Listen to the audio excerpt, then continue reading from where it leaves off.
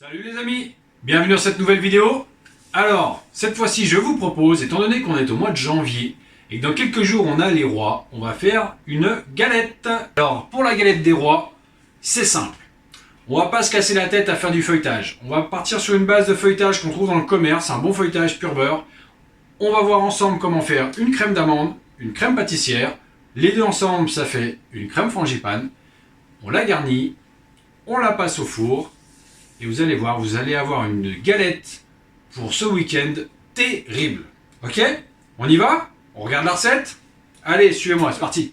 Pour réaliser notre crème d'amande, c'est très simple. Il nous faut 100 g de beurre, 100 g de sucre glace, 100 g de poudre d'amande et 2 œufs entiers.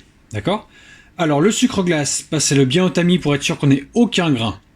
Donc, dans un premier temps, on va ramollir, alors soit au micro-ondes, soit directement dans le mélangeur, comme vous voulez, notre beurre pour qu'il soit tempéré, parce que là il est très froid, donc dur, donc sinon il va nous faire des grains. Donc on le tempère. Moi pour ma part, je l'ai tempéré au micro-ondes, donc un petit peu, vous voyez, il est un petit peu fondu au milieu, mais ça va très bien.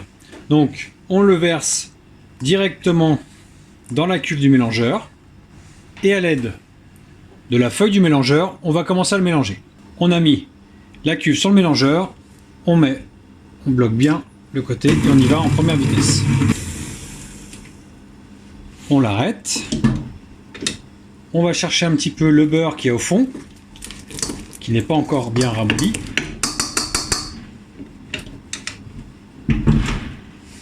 On remet à tourner.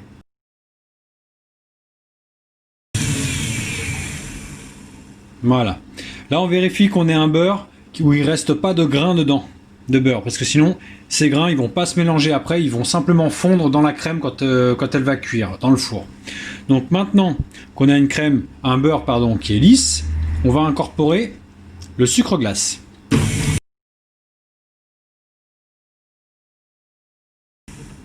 Alors toujours pareil, on va aller récupérer avec notre maryse le mélange qui n'est pas encore bien homogène au fond. Donc on va bien chercher tout ça. On enlève aussi un petit peu ce qu'il y a sur la feuille. Voilà, là on voit encore qu'on a du sucre au fond qui n'est pas mélangé. Donc on va bien le chercher. Encore un petit coup. Maintenant on va incorporer notre poudre d'amande. Donc pareil, délicatement.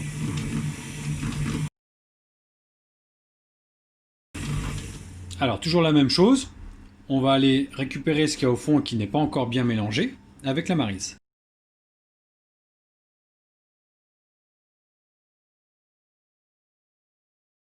On remet à tourner un petit peu. Alors on ne laisse pas trop tourner, parce qu'on ne veut pas qu'il s'émulsionne pour l'instant. On veut juste qu'il soit homogène.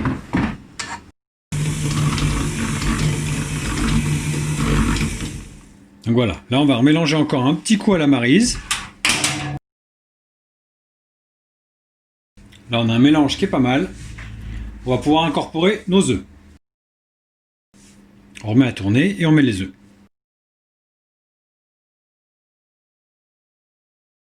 Alors toujours même chose, on va aller récupérer ce qu'il y a au fond et sur la feuille pour que ce soit bien homogène comme mélange.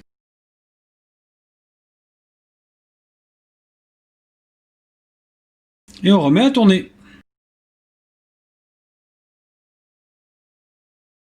Voilà, donc là on a un mélange qui est pas encore homogène réellement, mais par contre qui est quand même bien mélangé. Donc on va le faire tourner 2 petites minutes pour qu'il s'émulsionne un petit peu.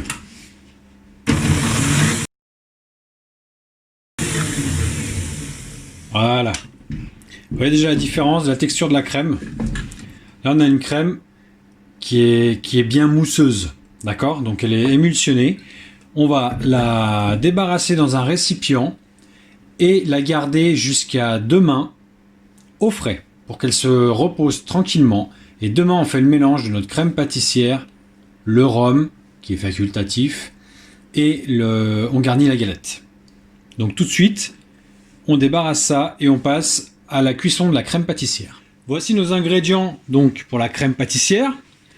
On a 140 g de lait entier, un jaune d'œuf, 20 g de sucre semoule et 10 g soit de farine T55, soit de maïzena, au choix. La maïzena est sans gluten, ça peut être la seule différence, et cette fluidité elle va donner aussi un petit côté un peu plus jaunâtre, voilà. Donc, le mélange est très simple. On va mettre notre lait à chauffer, on va mélanger notre sucre et notre jaune ensemble, et en dernier la farine. Donc tout de suite, je mets le lait à chauffer pour notre mélange du jaune. Voilà, on le casse comme ça, on met notre sucre dessus. D'accord? Et on va blanchir le jaune et le sucre. Alors ce qu'on appelle blanchir, c'est l'effet de le mélanger jusqu'à ce que ça s'éclaircisse et que ça soit un peu comme une mousse. Là, on a notre jaune d'œuf et notre sucre qui sont blanchis. Donc en fait, pour une crème pâtissière, on blanchit notre jaune et notre sucre. C'est tout simplement pour pas que le jaune d'œuf brûle, parce qu'au contact du sucre, il va brûler. Donc on le mélange toujours avec du sucre, mais en l'émulsionnant un petit peu. Alors après, selon les recettes, s'il y a plus de jaune ou plus de sucre, voilà, on n'est pas obligé forcément de le blanchir, mais pour une crème pâtissière, toujours. C'est pour garder toutes les propriétés de l'œuf et son effet coagulant. Donc ensuite, on met la farine ou la maïzena. On mélange. Donc là, on est vraiment sur une petite quantité. On va attendre, dès que notre lait est chaud, on en verse un petit peu dessus pour diluer cette première partie et ensuite on reverse tout sur le lait. Alors voilà, notre lait arrive quasiment à ébullition. On va le mélanger un petit peu.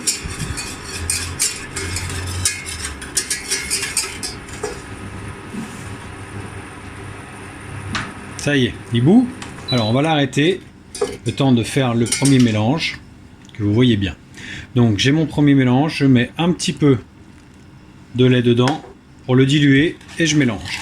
Donc délicatement pour pas que ça gicle de partout. Donc là on a un mélange qui est liquide. On remet le feu, mais par contre moins fort pour l'instant. On verse notre mélange dans la casserole. On le corne bien à l'aide de la maryse. Donc on fait ça assez rapidement pour pas que ça commence à accrocher ou cuire au fond de la casserole. Voilà. Maintenant on mélange tout ça et là on peut augmenter le feu à force moyenne pour éviter que notre crème pâtissière vienne à brûler au fond de la casserole. Par contre on mélange sans cesse et surtout on va bien chercher les coins. Parce que c'est les coins sinon qui auront tendance à brûler. Et on cuit comme ça 2 petites minutes.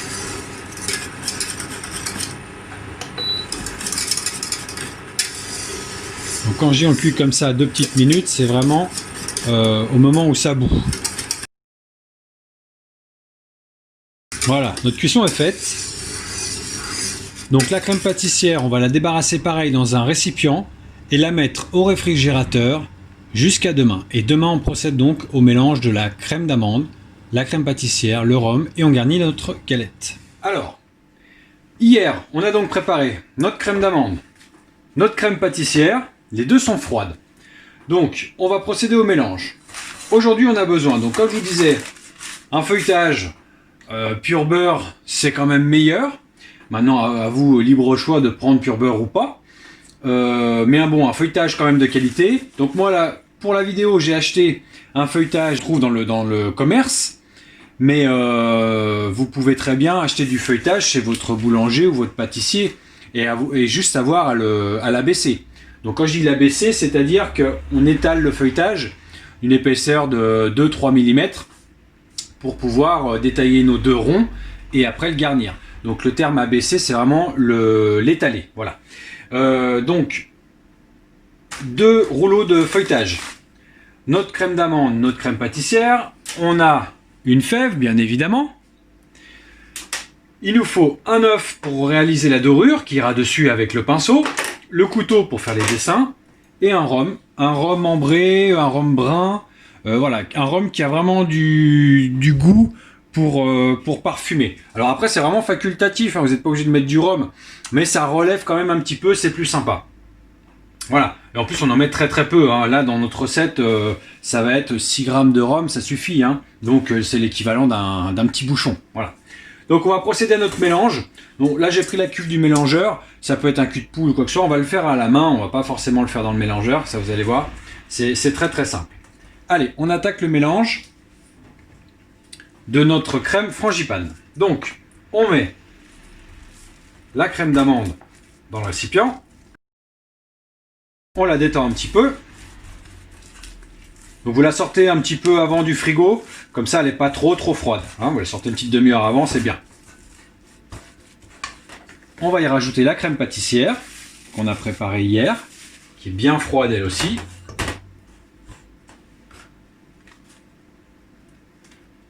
Hop, on met tout dedans.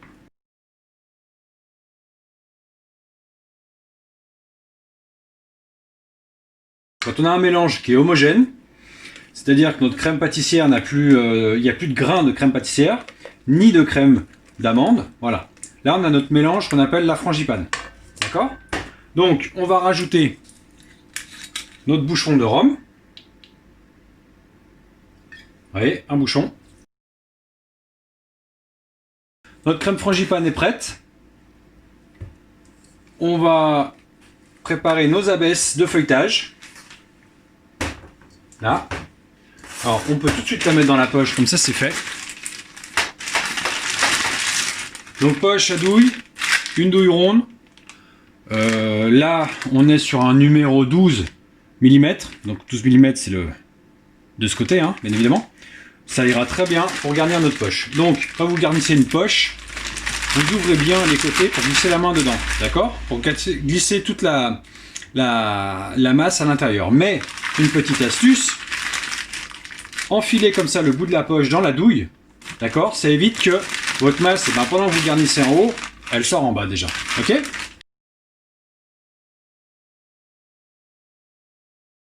Maintenant que tout est bien corné, voilà, on descend bien notre masse et on ferme la poche comme ça ça sort ni de ce côté ni de ce côté, ok? Allez, on prépare le feuilletage. On l'ouvre délicatement pour pas abîmer notre masse. On peut même la décoller du papier, c'est pas gênant.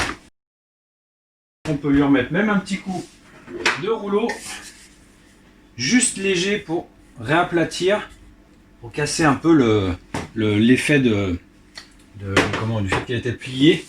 Voilà. Celle-ci de côté, la deuxième on la garde là pour l'instant. On va préparer notre œuf pour la dorure. Alors on n'a pas besoin d'avoir l'œuf entier, on a le jaune et un tout petit peu de blanc. Là je vais récupérer mon jaune d'œuf, d'accord? Donc il y a du blanc avec, c'est pas gênant. On va même en rajouter un petit peu.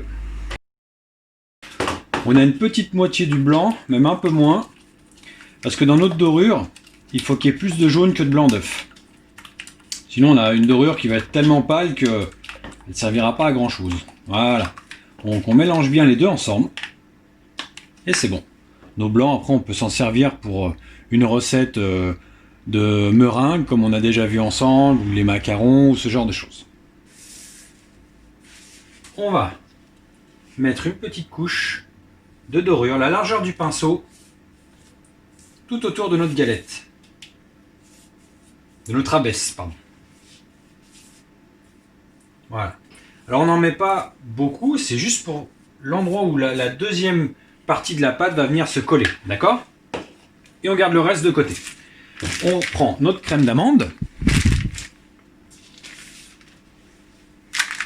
et on va garnir notre galette. Donc là c'est l'épaisseur de la douille, on part du centre et on fait couler de manière régulière notre crème d'amande ou frangipane.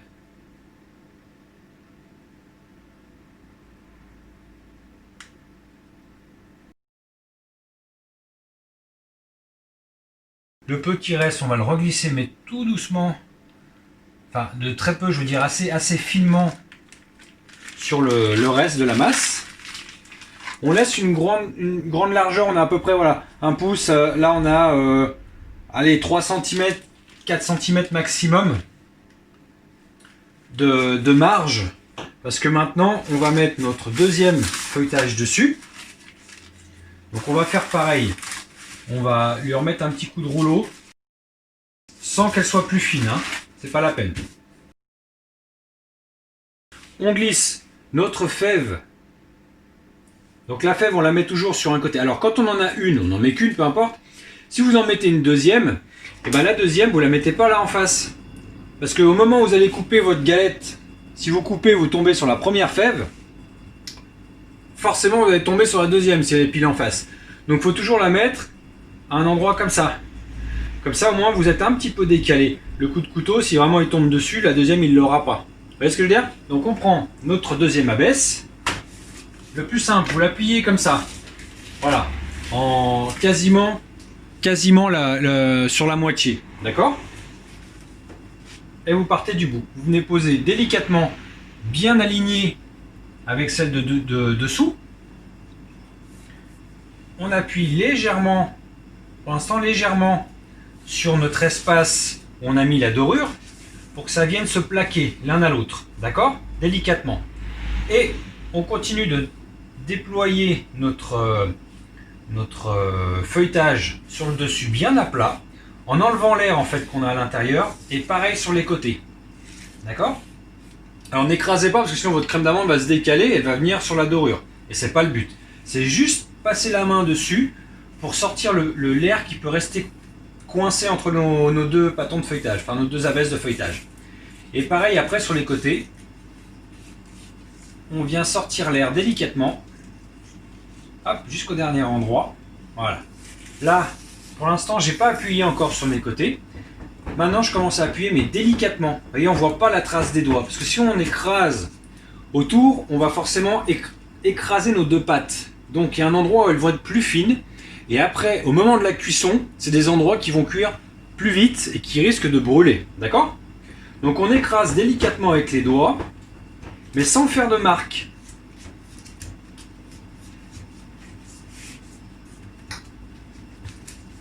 Voilà. De manière très très régulière. Alors si vous avez 2-3 petits endroits comme ça, un peu de feuilletage qui dépasse, bon, et ben vous pouvez toujours l'enlever au couteau.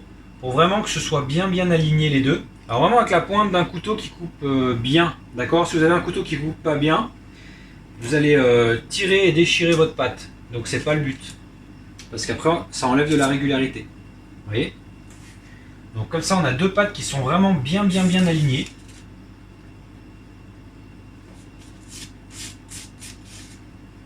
Voilà. Donc là maintenant,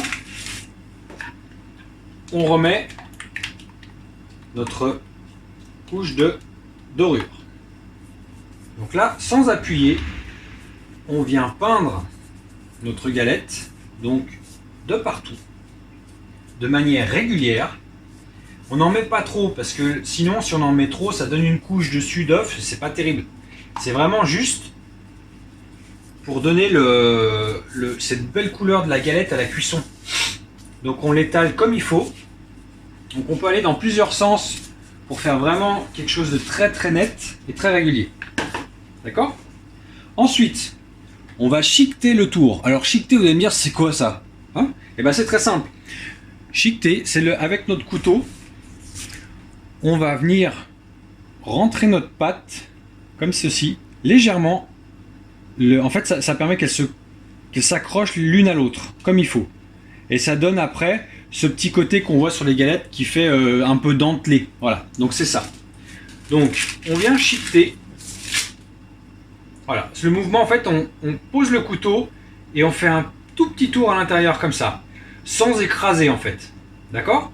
Et de manière régulière. Pourquoi régulière? Parce que à la cuisson, c'est ce qui va donner ce côté dentelé autour de notre galette. Donc si c'est pas régulier, eh ben ça ressortira pas régulier à la cuisson. On est d'accord?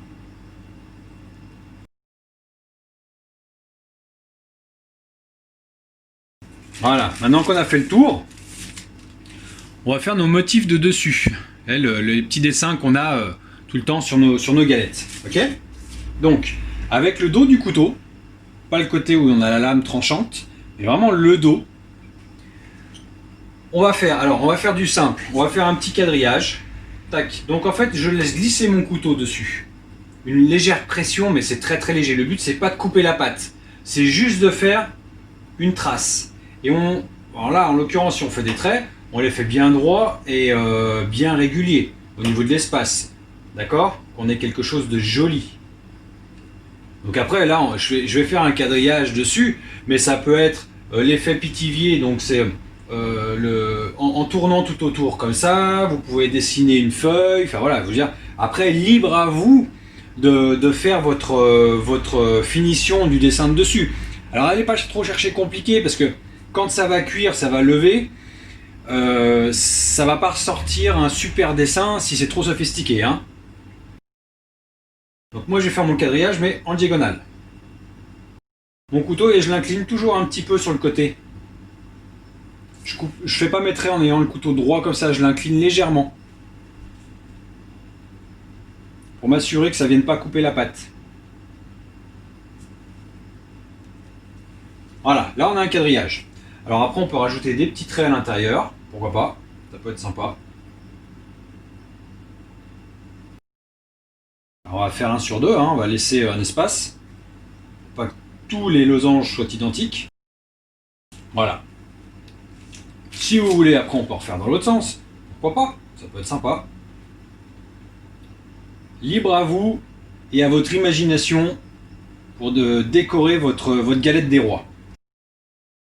Ensuite, quand notre motif est réalisé, on va piquer un petit peu notre galette. Alors vous allez me dire, ça fait des trous. Oui, ça fait des trous, mais ça ne gêne pas. C'est juste pour vraiment laisser sortir toute la vapeur qu'il va y avoir dans nos crèmes, pour éviter que notre galette elle éclate en fait à la cuisson. D'accord? Donc les trous qu'on va lui faire permet que toute cette vapeur sorte et que notre galette cuise de manière régulière. Hop, on part du milieu. Voilà. Donc là, on pique simplement avec notre couteau. On va jusqu'à sur la table ou sur la plaque, hein, si on a mis la plaque. Là, je ne l'ai pas mis avant, mais voilà. Ok? Donc là, notre galette, elle est dorée, elle est décorée, elle est piquée. Il n'y a plus qu'à la mettre un petit moment au frigo. On va la laisser 1 heure reposer tranquillement avant de la mettre dans le four. D'accord? Donc le four, ce sera 200 degrés pour commencer, un petit quart d'heure, histoire qu'elle lève bien comme il faut. Et après, on baisse un peu la température à 180, qu'elle continue une cuisson un peu plus lente, pour pas qu'elle brûle sur le dessus, ni dessous, mais qu'elle ait bien le temps d'aller cuire à l'intérieur. D'accord? Parce que c'est pas très agréable d'avoir une galette qui va être cuite dessus-dessous et le milieu il est encore à moitié cru. C'est pas top. Donc maintenant, je la glisse sur une plaque et on la met au frigo pendant au moins 1 heure. Alors pendant que notre galette est dans le four, on va préparer notre sirop à 30. À 30, c'est les degrés baumés. Donc les degrés baumés, c'est simplement la densité de sucre qu'il y a dans le sirop, d'accord? Donc 30 degrés baumés, c'est autant de sucre que d'eau. Donc on va mettre 50 g de sucre, 50 g d'eau, on y porte à ébullition et on arrête. Et quand on sortira la galette du four, dès qu'on l'a sortie, avec notre pinceau, on va passer du sucre, le sirop en fait dessus. C'est ce qui va donner ce côté brillant à la galette, d'accord? Le brillant et le côté même des fois un peu collant. On a tendance un peu à l'avoir même collé au palais. Mais c'est ça en fait qu'on met sur les galettes pour donner ce côté brillant. Donc 50 g de sucre, 50 g d'eau, on porte à ébullition et on a notre sirop à 30. Ok, nos 35 minutes viennent de s'écouler. On va regarder la cuisson de la galette, d'accord? Donc, pour vérifier si notre galette est cuite, on va glisser une spatule, un couteau, peu importe, sur le dessous. Voilà, je vais essayer de ne pas me brûler. Donc, vous voyez, dessous, on voit qu'elle est colorée. Oh, c'est chaud. Donc, vu qu'elle est colorée en dessous, c'est qu'elle est cuite. Alors, qu'est-ce qu'on fait? Et ben, on la sort du four.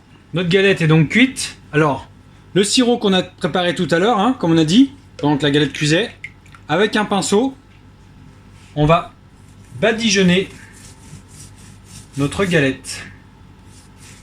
Donc ça, on le fait tout de suite en sortant du four, d'accord? Alors on n'en met pas 2 tonnes non plus, hein, c'est comme la dorure. C'est juste pour donner ce côté brillant, voilà, qu'on voit très bien. Donc on n'en met pas 2 tonnes parce que sinon ça rajoute du sucre. Et en plus, comme je vous dis, après ça colle au palais et tout. Il faut vraiment qu'il y en ait juste de quoi donner ce côté brillant. Voilà les amis, voilà notre belle galette. Donc vous voyez, elle est bien en cuisson, elle est régulière, elle lève comme il faut. Bon, vous voyez un petit éclat là, c'est parce que du coup, et ben là, quand j'ai fait mon dessin au couteau, j'ai été un petit peu trop profond. Du coup, bah voilà, elle va s'ouvrir. Donc comme je vous disais, c'est très important, c'est vraiment le dos du couteau, on fait glisser dessus et non on va découper la pâte parce que sinon effectivement bah, c'est des endroits qui vont s'ouvrir. Donc voilà, la galette, elle est jolie, elle est régulière, elle est brillante. Dessous, bon si vous avez un petit carton, vous mettez un petit carton. En cuisson, elle est régulière aussi, elle est bien dorée, elle est nickel. Et l'intérieur, eh ben, on va couper une part et puis on va voir ce que ça donne. Hein. Je vous dirai ça. Et surtout, bah, n'hésitez pas à faire partager la vidéo, à liker la vidéo, à vous abonner. Et surtout, eh ben, essayez cette recette. Régalez-vous en famille, profitez. Et puis n'hésitez pas à mettre des commentaires sur les vidéos. Si vous avez des questions ou n'importe quoi, n'hésitez pas directement sur la chaîne à poser vos questions. Et je me ferai un plaisir d'y répondre. Et puis d'envoyer des photos, hein. Il n'y a pas de souci, vous pouvez m'envoyer des photos. Et puis voilà, mettre un petit peu vos résultats. Moi je vous dis à bientôt, la prochaine vidéo. N'oubliez pas de liker. Et puis voilà, prenez soin de vous. Bye bye, à bientôt.